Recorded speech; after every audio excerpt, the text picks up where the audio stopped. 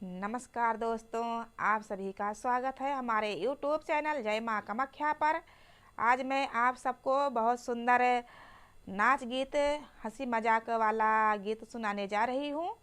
और आप लोग से उम्मीद नहीं, आशा करती हूँ दोस्तों कि आप लोग मेरे वीडियो को पूरा फुल आवाज के साथ ज़रूर देखेंगे और अपना प्यार और आशीर्वाद दीजिए दोस्तों। और मेरा वीडियो पूरा देखने के बाद में मेरा वीडियो जैसे भी लगे कमेंट में ज़रूर बताना। और मेरे वीडियो को लाइक करें, शेयर करें, सब्सक्राइब करें।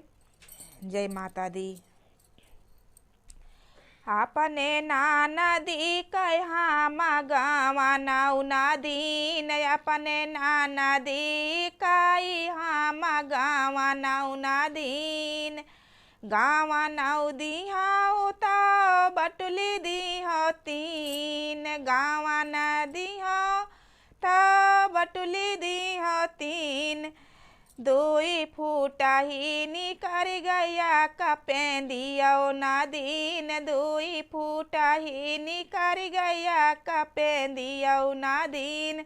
जावन पेंदियो नादीन वामा चावल छुअड़ो तीन, जावन पेंदियो ना दीन वामा चावल छुअड़ो तीन।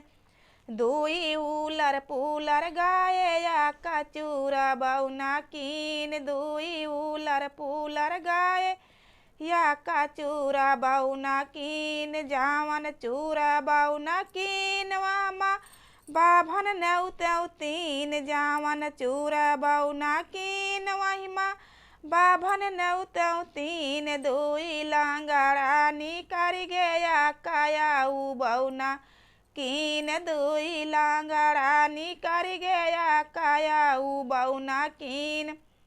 जावन आऊ बउना कीन उनका रुपया दी हो तीन, जावन आऊ बउना उनका रुपया दी हो तीन।